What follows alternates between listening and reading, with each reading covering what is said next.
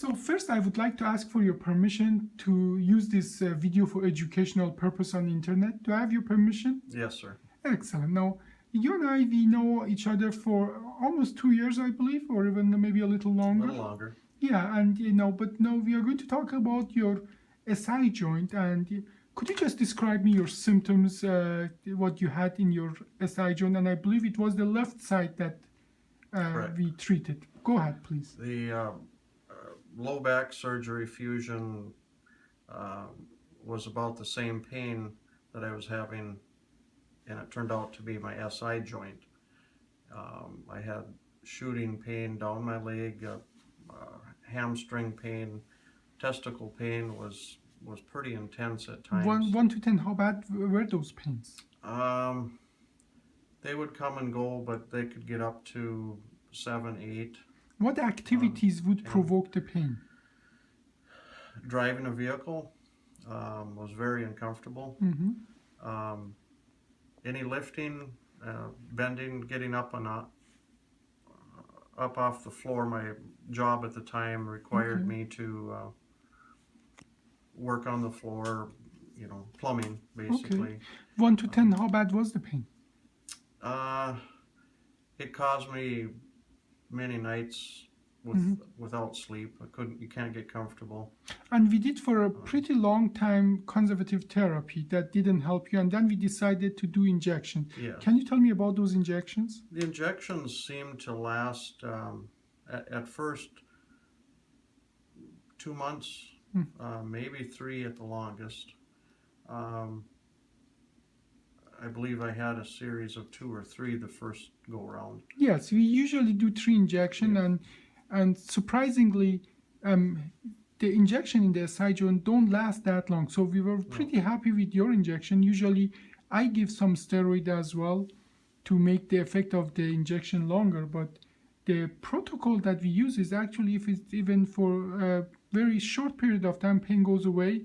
We know that the pain is originated in that location. So we decided to do the surgery almost about a year ago. Yes. Can you tell me about your symptoms before, right after, and now? Before the surgery, I was almost begging for surgery. I was in so much pain. I couldn't do my work. Probably the most annoying was the testicle pain. It was just intense to where it would make you nauseous, Okay. very uncomfortable, and wouldn't go away. And the surgery, it wasn't pleasant, I guess. I was kind of expecting with minimally evasive, maybe less pain in recovery. Everyone has different pain tolerance, but it took a while. I'm thinking a good month before I could get around comfortably.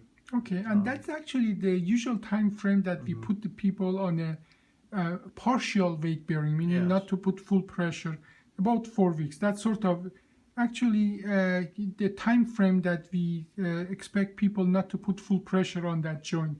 But how did it do afterward? How are you now?